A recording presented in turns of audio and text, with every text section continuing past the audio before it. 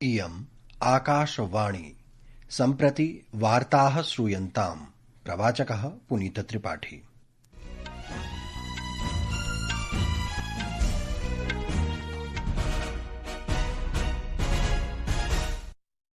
आदौ मुख्यवार्ताः। प्रधानमन्त्री नरेन्द्र मोदी गुजरातस्य भावनगरे 200,34,000,000,000 बहुविधविकासपरियोजनानाम् उद्घाटनं शिलान्यासं च कृतवान्।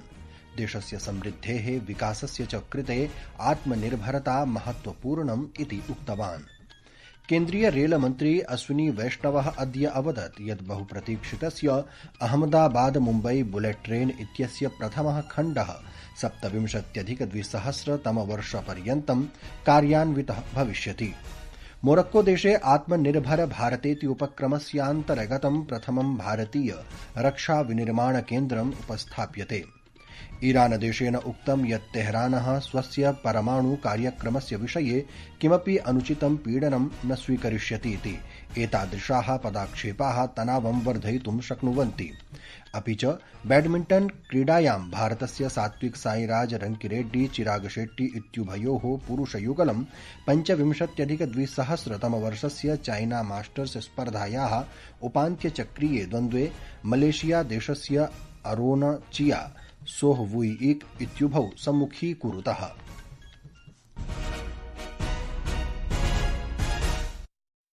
अथ वार्ताः विस्तरेण।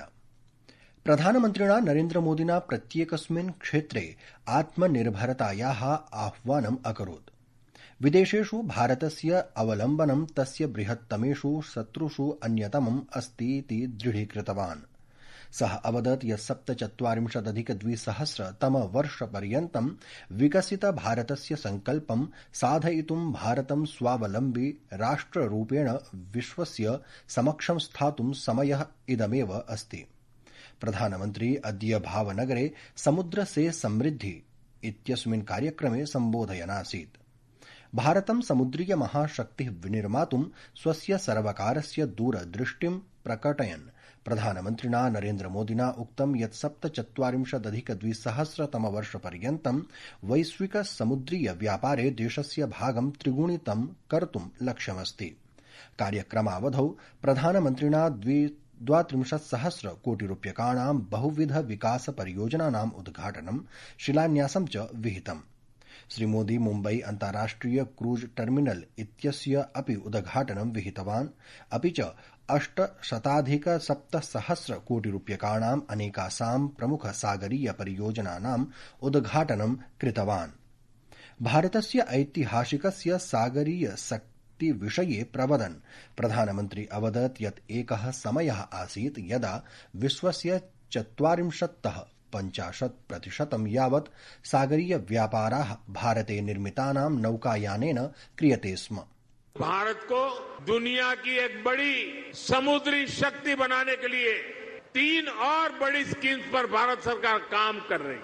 इन 3 योजनाओं से शिप बिल्डिंग सेक्टर को आर्थिक मदद मिलने में आसानी होगी, हमारे शिपयार्ड्स को मॉडर्न टेक्नोलॉजी अपनाने में मदद होगी और डिजाइन और क्वालिटी सुधारने में भी बहुत मदद मिलने वाली है। इन पर आने वाले वर्षों में 70,000 करोड़ रुपए से ज्यादा खर्च किए जाएंगे। प्रधानमन्त्रिणा समुद्रीय क्षेत्रस्य दुर्बलतायाः कृते पूर्वसर्वकारम् आरोपितम्। उक्तं च यत् अनुज्ञापत्र प्राप्त राजव्यवस्थया वैश्वीकरणोत्तरनीतिभिः च वैदेशीय राष्ट्राणाम् उपरि अवलम्बनं वर्धितम्। सः अघोषयत् यत् इदं क्षेत्रं शीघ्रमेव एकराष्ट्रम् एकपत्तन प्रक्रियाम् अङ्गीकरिष्यति इति, यस्य उद्देश्यं सम्पूर्णे देशे पत्तन प्रक्रियां सरलीकरणम् अस्ति। पोर्ट लेड डेवलपमेंट को गति देने के लिए हजारों करोड़ रुपए के प्रोजेक्ट का शिलान्यास और उद्घाटन किया गया है। देश में क्रूज टूरिज्म को प्रमोट करने के लिए आज मुंबई में इंटरनेशनल क्रूज टर्मिनल का भी लोकार्पण किया गया है। भावनगर के, गुजरात के विकास से जुड़े अनेक प्रोजेक्ट्स भी शुरू हुए हैं। प्रियाः श्रोतारः, संस्कृतवार्तायाः संस्करणमिदम् इदानीम् आकाशवाणीतः प्रसार्यते। सममेव अयं कार्यक्रमः आकाशवाण्याः www.newsonair.gov.in वेबसाइट इत्यत्र अथ news on AIR mobile app इत्यत्र अपि उपलब्धो भविष्यति।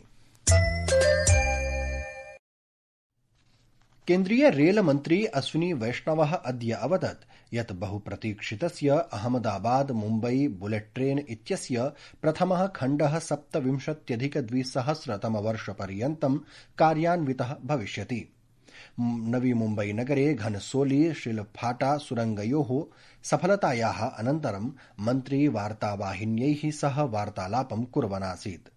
श्री वैष्णवः अहमदाबाद मुम्बई बुलेट रेल परियोजनायां न्यू ऑस्ट्रियन टनलिंग पद्धत्याः सफलतायाः प्रशंसाम् अकरोत्, यतः एषा 8.4 किलोमीटर परिमितः सुरंगमार्गः बीकेसी सिलफाटा इत्येतयोः मध्ये 21 किलोमीटर परिमितं यावत् समुद्रान्तर्गत सुरंगस्य भागः अस्ति, यस्मिन् ठाणे क्रीक इत्येतयोः अधः 7 किलोमीटर यावत् विस्तारः अन्तर्भवति। सः सूचितवान् यत् अस्याः परियोजनायाः 20,300 यावत् किलोमीटर मार्गः पूर्णः अभवत्। ईरान देशस्य विदेशमन्त्री सैयद अब्बास अराघची इत्येषः उक्तवान् यत् तेहरानः स्वस्य परमाणु कार्यक्रमस्य विषये किमपि अनुचितं पीडनं न स्वीकरिष्यति इति। एतादृशाः पदाक्षेपाः तनावं वर्धयितुं शक्नुवन्ति इति। अन्ताराष्ट्रिय परमाणु ऊर्जा संस्थायाः IAEA इत्यस्य प्रमुखेन राफेल ग्रोशी इत्यनेन सह दूरवाण्या वार्तालापे अराघची इत्यनेन एषा टिप्पणी कृता। रक्षामन्त्री राजनाथ सिंहः सोमवासरात् मोरक्को देशस्य द्विदिवसीय आधिकारिक यात्रायां भविष्यति। एतत् कस्यापि रक्षामन्त्रिणः उत्तर अफ्रीका देशस्य प्रथमा यात्रा भविष्यति, येन भारत मोरक्को देशयोः मध्ये वर्धमानस्य सामरिक अभिसरणस्य विषये अवधानं प्रदीयते। भ्रमणावधौ मन्त्री विरेचिड नगरे टाटा एडवांस्ड सिस्टम मोरक्को इत्यस्य व्हील्ड आर्म्ड प्लेटफॉर्म इत्यस्य नूतन निर्माण सौकर्यस्य उद्घाटने भागं ग्रहीष्यति। एतत् सौविध्यम् अफ्रीका देशस्य प्रथमं भारतीय रक्षा विनिर्माण केन्द्रमस्ति, यत् आत्मनिर्भर भारत उपक्रमस्य अन्तर्गतं भारतस्य रक्षा उद्योगस्य वर्धमान वैश्विक पदाक्षेपं प्रतिबिम्बयति। श्री सिंहः मोरक्को देशस्य समकक्षीयेण अब्देलतीफ लौडियाई इत्यनेन सह द्वैपाक्षिकं मेलनं करिष्यति, येन रक्षा सामरिक उद्योग सहकारः सुदृढः भवेत्। उभौ पक्षौ रक्षाक्षेत्रे सहकार विषये सहमतिपत्रेऽपि हस्ताक्षरे करिष्यतः इति अपेक्षास्ति। सूचना प्रसारण राज्यमन्त्री एल मुरुगनः अवदत् यत् प्रधानमन्त्रिणः नरेन्द्र मोदिनः नेतृत्वे 25 कोटि जनाः दारिद्र्यात् बहिः समागताः सन्ति।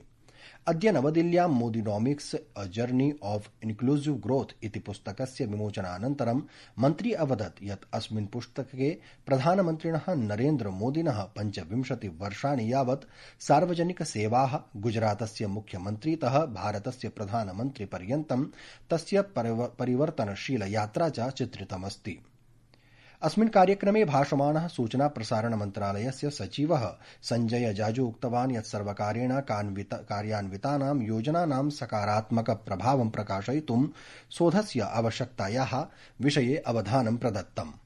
Not just the economics, an essential read for policymakers, scholars, business leaders and citizens who wish to understand not just the economics of Modi ji but also the larger story of India's quest for inclusive and sustainable growth.